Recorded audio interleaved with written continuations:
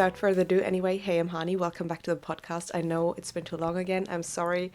I'm not good with schedules. I'm trying to get better. But also, I'm kind of like sick right now. So if my voice today is like just a little bit off, that's why.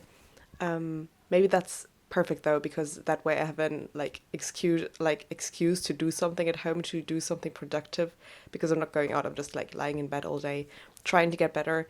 But if I'm a bit off my game today, then that's why. Of my game. Like, I've been doing this for years. It's like episode 3, and this doesn't even have a topic yet. Like, I don't know what I'm going to talk about yet. Also, if you're watching the video form of the podcast again, I'm sorry. Also, is my underwear hanging in the background? I'm actually going to take that down quickly. It's not like you actually can see anything spicy, but maybe we should try to keep it on the down low a little bit at least. Like, pretend as if I am a clean person, shutting all the doors in the background here. Okay, so yeah, everything around me today is a bit of a mess because I'm a bit of a mess because I'm sick, is what I want to say. It's totally okay if you're sick to just take a day or two or whatever, try to get better, because I feel like whenever I'm sick and I try to do too much, that's always when it gets really bad and I like have to deal with it for longer. I haven't been out today, and it's like 6 p.m., but I wanted to go out after this and maybe get one of these like very nice, they have these warm teas that they sell in Japanese supermarkets, which are filled with like honey and ginger, like these super anti-cold shots. I might like get one of these. Maybe this will be like the snack try for the day that I'm gonna rate, like just rating the medicine here, the drink medicine. I mean, in a way, isn't that even more efficient or like useful than rating random snacks? I'm not gonna be a good, well, I did eat a bunch of chocolate today. If you want my rating on like chocolate koalas, they're 10 out of 10. I ate like 10 packets today. I know that there are people out there who are like, when they're sick, they're not really hungry. For me, it's the opposite. When I'm sick, I always am more hungry because it's like I have nothing to do. I can just eat, you know? So I ate a bunch today. A bunch of healthy food too, though. I made myself some soup, which I think soup is considered number one healthy food, right? So yeah, I'm on the way to getting better. Also, I actually have like this trip planned tomorrow to Fuji Yoshida, which is like a Mount Fuji trip. So I really hope that I'm going to be better by tomorrow. I mean, I feel like it's not going to develop into like a full-blown sickness. I feel like I've just had like a little bit of a sore throat and like a little bit of runny nose. So I hope if I get a good night's sleep tonight, it might just go away, fly away again. So that's why I'm staying put today, just doing nothing, just staying here. But I also feel so unproductive because actually next week we have like already the biggest assignment due for this semester and I'm like no way near done. And then have this trip planned and now I got sick and I wanted to work all day today, but I just could concentrate for like an hour at the computer. I got work done actually, like it's not like I'm nowhere. So I feel like I might still make it in time. I might just use like a nice coffee spot on the trip to work or something. Like it's not like I'm on the trip all day, every day. Like I can just work as well, I guess. So that will be the plan on how to finish projects in time. Hannah thing. But well, we know I can't do anything in time, which is why we're late today. And we still haven't even got to the topic of the podcast yet, which is why from this episode onwards, I'm going to try to implement these time marks so you can skip whatever ramble you don't want to hear. I just think it's nice also to just talk a little bit about life and updates maybe in the beginning before I jump straight into a topic. It always is awkward changing the topic. Without further ado, I'm changing the topic today. I want to talk actually about shows that I've been watching recently. I've been thinking about like what do I want to talk about with this podcast, and I have a lot of like deep thoughts. And this sounds so 2000s Tumblr, but I guess that's the generation I'm in and also the person I am.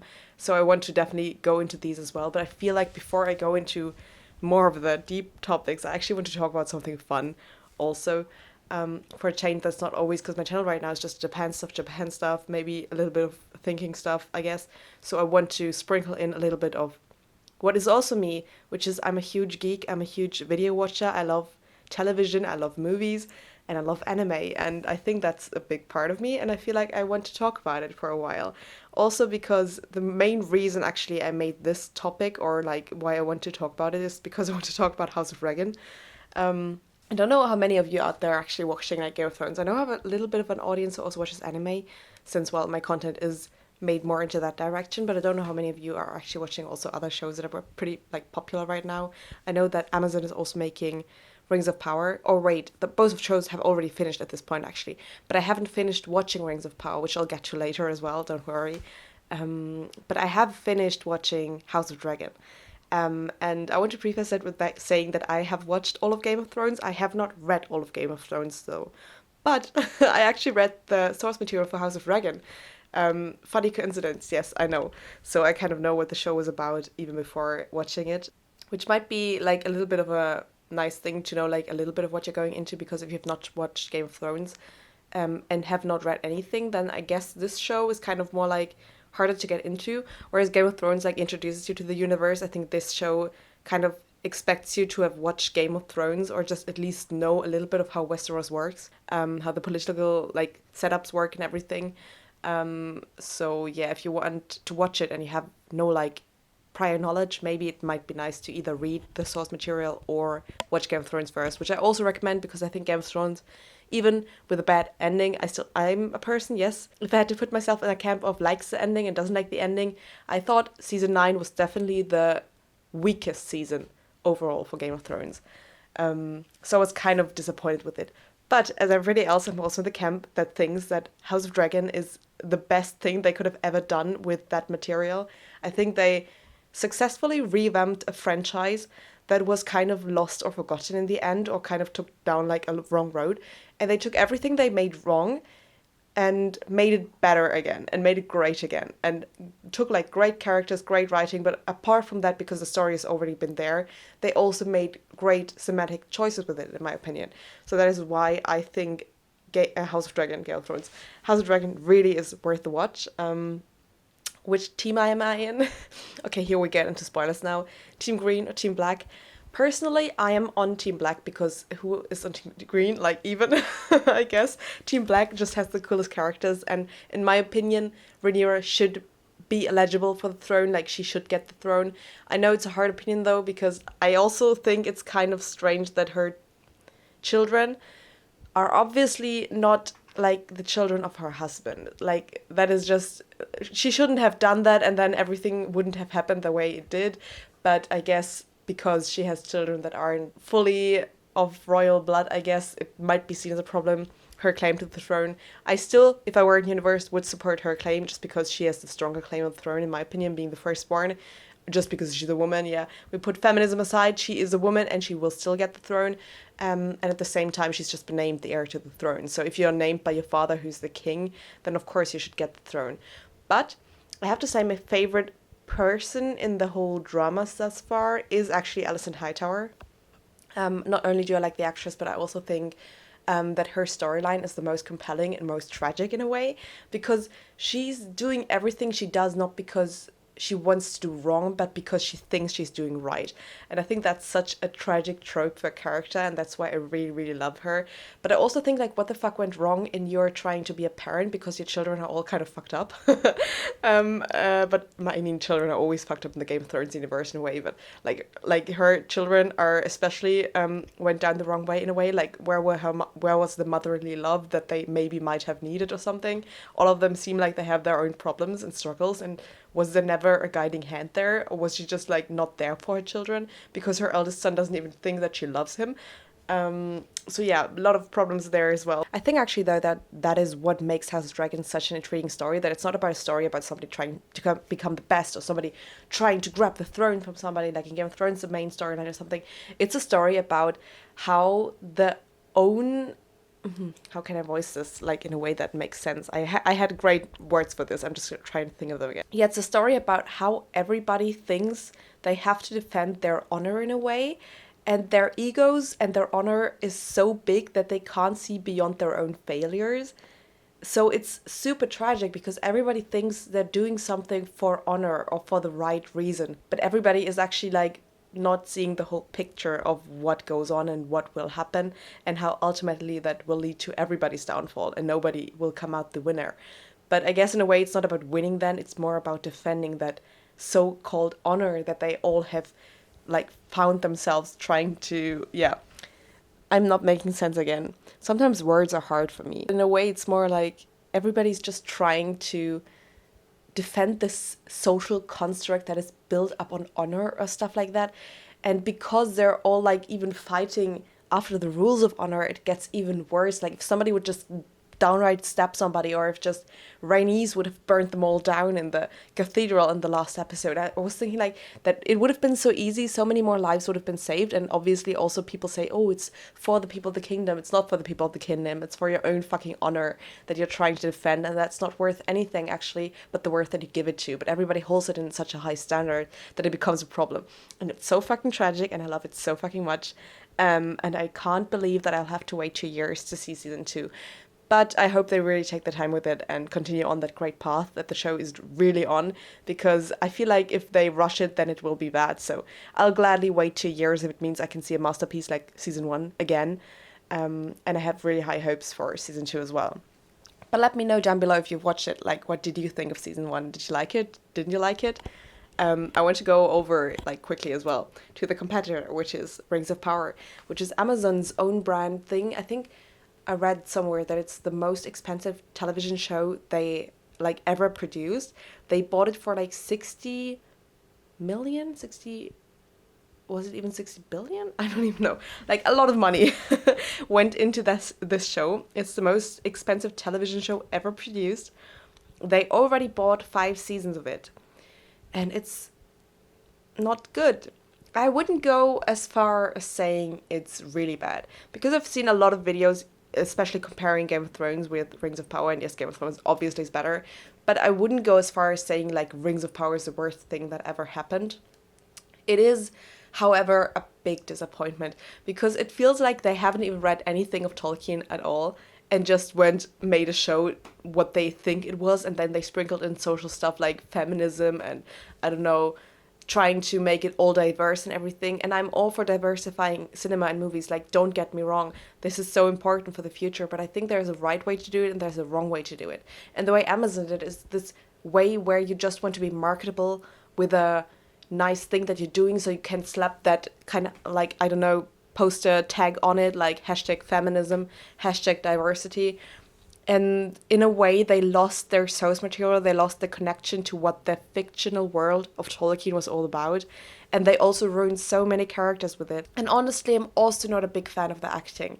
Nothing against the actors. Maybe they're great in other roles. But in my opinion, most people in this show are bad actors, or at least I can't really feel for the characters. I don't care about anybody in that show. I'm trying to think, do I care about anybody?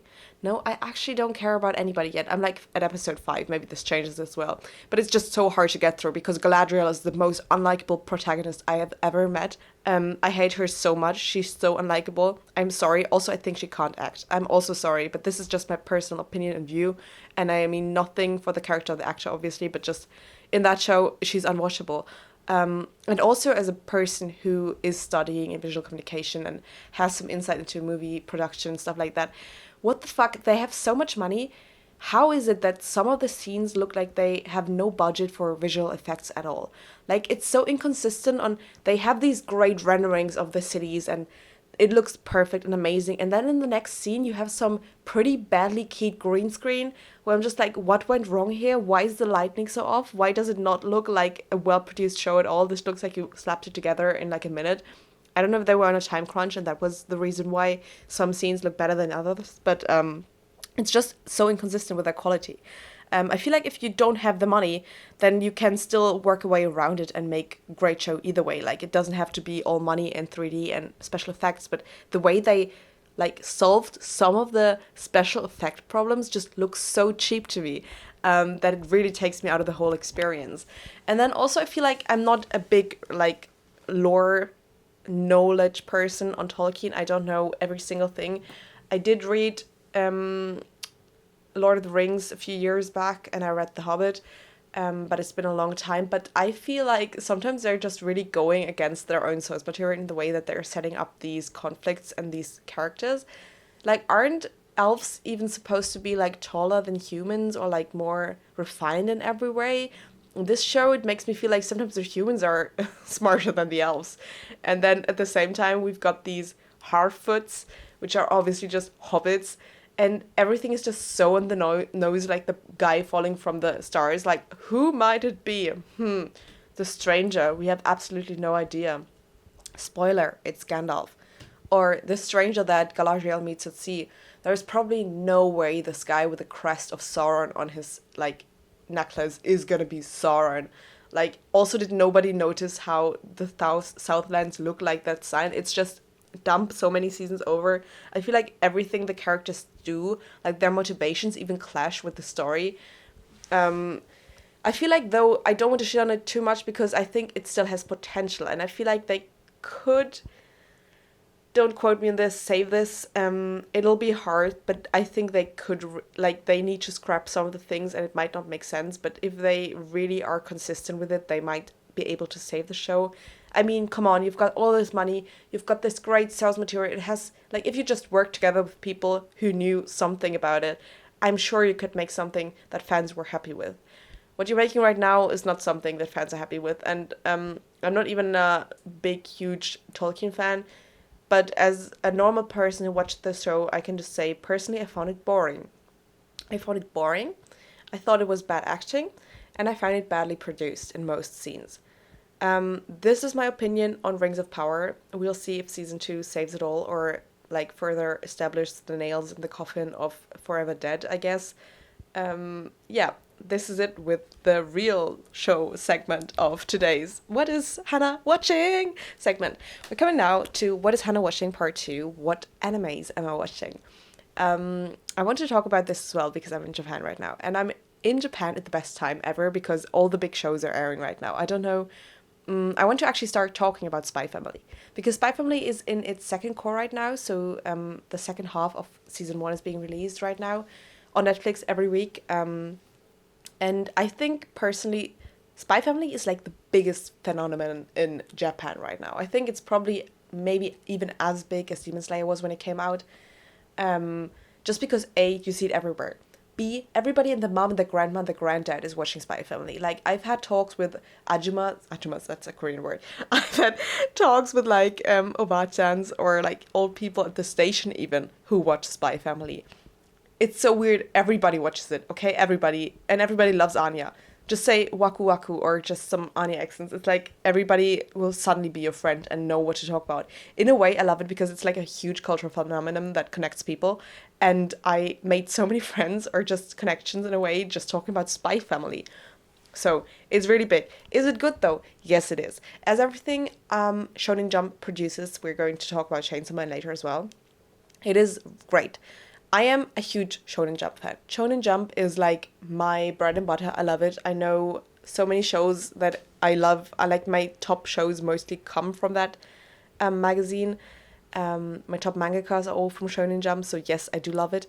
And I think Spy Family is just the right mix of light-hearted comedy with an interesting action-rich story that is likable for the majority of audiences. So I think wherever you come from, whatever age you are, whatever you actually like, Spy Family just has this perfect mix where everybody is able to enjoy it. It's basically the story about, well, I'm sure you're gonna explain for people who don't know anything about it, because I've been talking about it for like 5 minutes and some people probably are like, what is it even? So it's about this spy, Twilight Tazugare in Japanese, and he is on a mission to stop the Cold War between two nations. I think it's Ostania and Westalis. And to do that, he needs to infiltrate the, I think, Prime Minister of Australis. Like, he needs to get to him. And to do that, though, because he's so secluded and has such high securities up, he does that through getting his child close to his child, so in the school system, so that they can meet at like school events and stuff. Or like, yeah, that's the way that he needs to prevent the war. That's the setup. So the setup is that he makes this family of people, because obviously he doesn't have a family, he's like a spy, and everybody in this family hides their real identity from each other, but they're all together because they all gain something from trying to pretend to be a family. So we have the spy, who is Lloyd Forger then. His wife is an assassin by night, but also a social worker by day, and she doesn't want her dirty work to fly up or to become noticeable, so that's why she also profits from trying to pretend to be a mother and a family. And their child, Anya, is the cutest thing ever, is adopted, and she is a mind reader, an Esper. And she's just the funniest thing ever, and honestly, she carries the show because she's cute, she's funny, she makes the best faces, she's the most memeable character this season, and everybody loves her. She also talks in a very funny and cute way in Japanese. Like, I've had conversation with people who told me like the reason Anya is so cute in Japanese is because the way she speaks Japanese is so cute. Yeah, it's just a really fun show.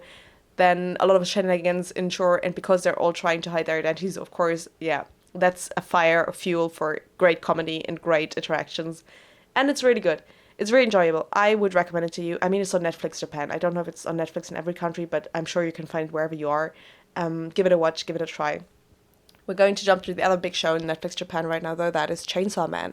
Chainsaw Man is, I think, on episode 4 right now, so the recording of this video. Or is it even episode 5? No, I think we're on episode 4. I've read the whole manga of Chainsaw Man, which is, well, Chainsaw Man, for those who don't know, also another big Shonen Jump title. It was really hyped up here. It's more like, instead of Spy Family being like the comedy, funny, but action show, Chainsaw Man is more like the gruesome, bloody, edgy show in a way. So yeah, it's about this universe where devils exist and devils manifest through people's fears. And it's about Denji, who was very poor at the beginning, and then he gets killed by the Yakuza he's working for, because he was working for them like as a devil hunter. But his dog, well, devil dog, Pochita, he saves him and lends him his heart, and that way Denji becomes Chainsaw Man, which means he can transform into the Chainsaw Devil and cut shit up, and it's fucking amazing. And the animation, Mappa is doing it. I mean, Mappa is killing everything they're doing right now, I feel like, and they're killing the animation again as well. Chainsaw Man, in a way, I read the whole manga after watching episode 1. Yes, I am that person that was like, ooh, I can't wait for anything longer. I read it in one night. I stayed up until 3 a.m. and then I was broken. Don't do what I did. I'm not gonna spoil anything, but the manga in the end really breaks you. It's not a happy end. I guess this is a spoiler in a way.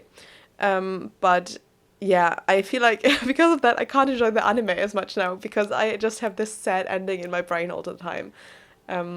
Yeah.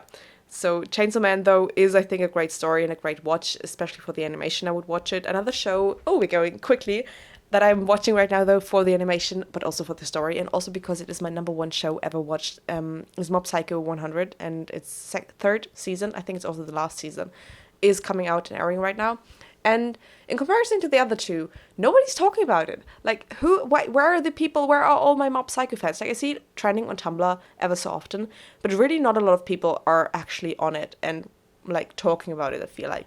Or maybe I'm in the wrong circles. I don't know. Please be talking about it. If you're watching it, like, please talk to me about it, because Mob Psycho is still my heart, and I still think season 3... I'm sorry, I'm just trying to say so much right now. I'm still thinking season 3 is doing a great job so far. As did the previous 2 seasons. I feel like Mob Psycho just can't fail, and it can't fail me. And Reagan is the best. If you don't love Reagan, you don't understand. Did anybody actually follow, like, when the Queen died? All I remember about the Queen dying is the Reagan versus Sans Tumblr Sexy Man poll that was going on at the same time, and Reagan lost to Sans after winning the Twitter poll, though. That is such a specific incident in internet history. I want to, like, write a thesis about it. It was so interesting how the Queen dying, this fucking Reagan versus Sans Twitter poll thing, connected in such a weird way on social media. It was so big. Google it if you don't know what I'm talking about, because it's honestly the most hilarious and most strangest thing ever. So yeah, that was all out the blue right now. I just wanted to talk about this as well, because I was, like, watching this as it was happening on Tumblr, because I am still on Tumblr best site, sorry. Yes, Tumblr is the social media site I prefer still to this day. I guess many questions of why I am the way I am are answered by that simple statement. We are on Arian. Okay, Mob Psycho season 3. I also read the Mob Psycho manga, but I don't have it actually in recollection. I know the basis of what is happening, not the real things or the real timeline or how fast it's gonna happen. I know that the manga actually doesn't have as much material as it should for a 12 episode season, so I'm interested to see how they're able to stretch it out. I do have faith though that they will manage doing that without trying to fill too much filler into it. Yes, so I'm watching Mob Psycho. Are you watching Mob Psycho? Please talk to me about it as well. I want to go to another thing, an anime that I binge watched like 2 days ago, which is also pretty like popular right now in Japan, I think. Not as popular as the others I was talking about, but I did see it advertised on Shibuya Crossing, and I feel like everything that gets advertised there has the money to and the potential to become great. And that is Romantic Killer. I watched Romantic Killer all at once because it was one of those anime that dropped all at once without airing each week, and on Netflix Japan as well, so it was a Netflix produced show actually. And I feel like Netflix doesn't have the best track record when it comes to anime. Sure, they did some great things. For example, I love Devilman Crybaby from them. But I think a lot of things also weren't the best, and I also Netflix original shows are like a big, huge hit or miss for me. Either they're great and I like them and I'll watch them, or they just fail. But I think Romantic Killer was one of those shows that was good. I want to talk about this a bit further because Romantic Killer is one of those shows that you really need to give a chance until like episode 4, until it gets really good. Because I feel like the first 3 episodes, for me at least, I'm talking from personal experience because I think I know people who enjoyed the first episodes like plenty. For me, the first 3 episodes were kind of a drag because I felt like the comedy was just a bit too much slapstick, too on the nose, too trying to be funny but not actually funny. So Romantic Killer is about this girl, it's like an otome reverse harem again, who is just spending all her time playing video games, eating chocolate and cuddling with her cat. As you do, honestly, yes, me in Germany as well. But then she gets visited by this wizard who is taking away all of her biggest desires, namely her cat, chocolate and video games, for her to be on a quest to find a romantic partner. The wizard is like, okay, I want to... I don't know, what did he say even? Like, it was a really funny reason, like, trying to better the birth rate in Japan or something. So you need to find somebody now, and I'm gonna help you with my magic, which is going to help in romantic encounters. And then she meets all these pretty boys who fall in love with her. Not even because of magic, though, because the heroine is amazing. And I also love the main character. I think Anzu is, like, the perfect... anti-heroine, funny, romantic, relatable main character who's also just so cool that you want to be friends with her. She reminds me a lot actually about, like, I don't know how many of you watched this show, it's very similar to it, and I feel like it's what is it called? My Secret Life as a Villainess, I think, or My Other Life as a Villainess. I'm gonna like put the title somewhere here on the like screen right now. That protagonist, Catherine, I think her name is, she really reminded me a lot of Anzu, or Anzu reminded me a lot of her, and in a way those shows are actually very similar as well. But one is playing in real world and the other one is playing in the fantasy world, but both are otome gamers. So yeah, Anzu is just great, and Romantic Killer also is that kind of show that starts up very slapsticky, haha, funny, hashtag just comedy, and in the end it gets really deep and all the characters are explored more in a way that you actually start caring about them. And then the last 3 episodes just straight up are pain and angst. And honestly, I kind of wasn't prepared for it.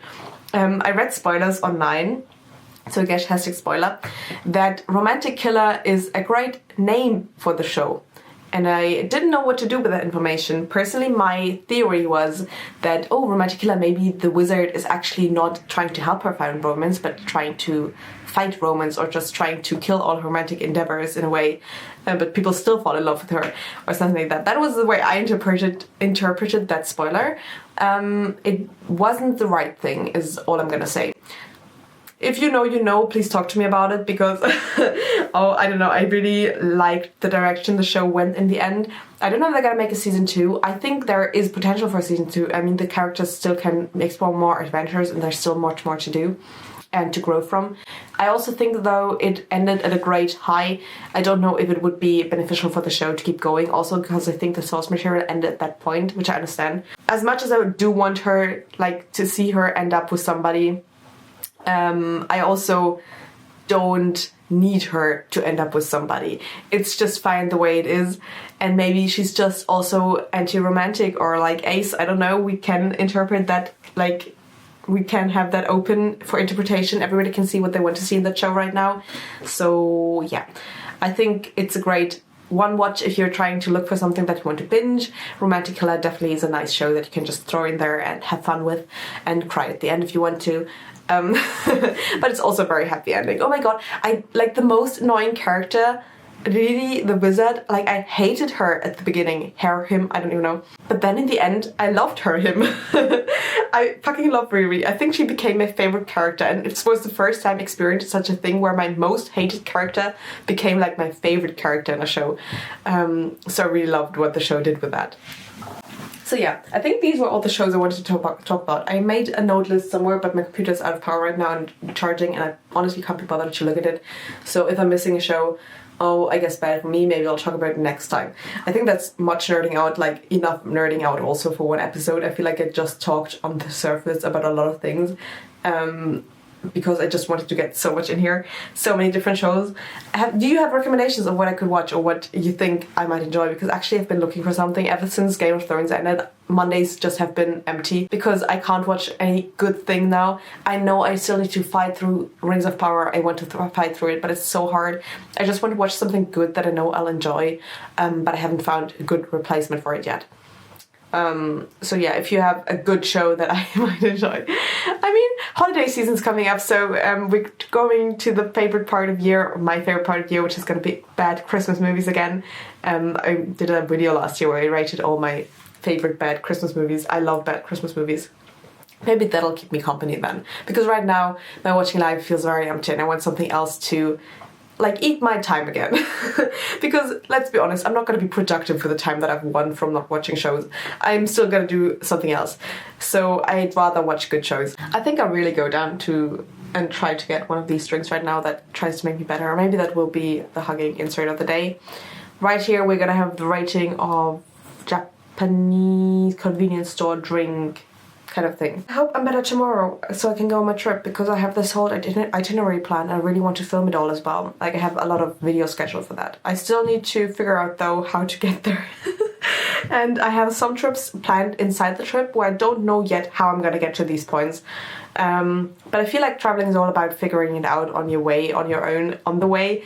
And it might be great Japanese practice for me again, because I'm sure where I'm going nobody will speak English, so it'll be a struggle. And I love that. I feel like every struggle I've had here in Japan thus far, and I've had many, in a way always turned out for the best or the better. And every time just sitting at home and not doing anything, or like trying to stay clear from struggles or trying to stay safe in a way, it just is in a way that nothing is happening and I'm not learning something in a way. So I guess traveling for me or being in another country really is all about putting yourself out there and trying to struggle and trying to do stuff and exploring new things, meeting new people. I've been meeting so many people last week as well. I remember the week before, I felt so, not lonely, but I felt like, oh my god, is it okay? Should I make more friends? And then this week I've been out every single evening and I'm like, oh my god, I have too many people that I know now. So yeah, I feel like each situation in life you can always turn around. Wow, am I trying to hide? Like, I'm going in the emotional right now. No.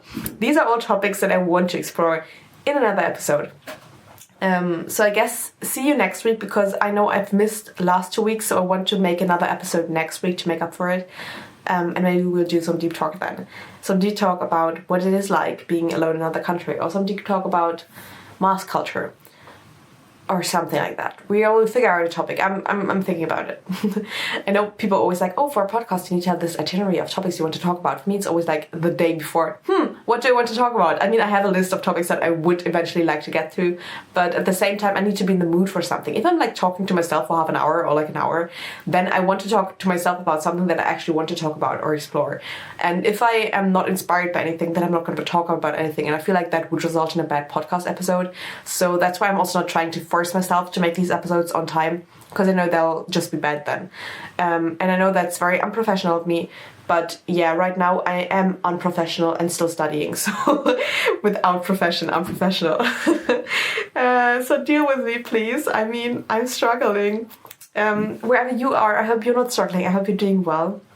And as always, I'm just hugging you wherever you are across the continent. Like, hug yourself right now. A self-hug is also always nice. I hope you're not ill. And if you are, then I hope you get well soon. And as always, I'll be glad to see you back on my channel next week, whenever you want to, whenever I post a video, I guess.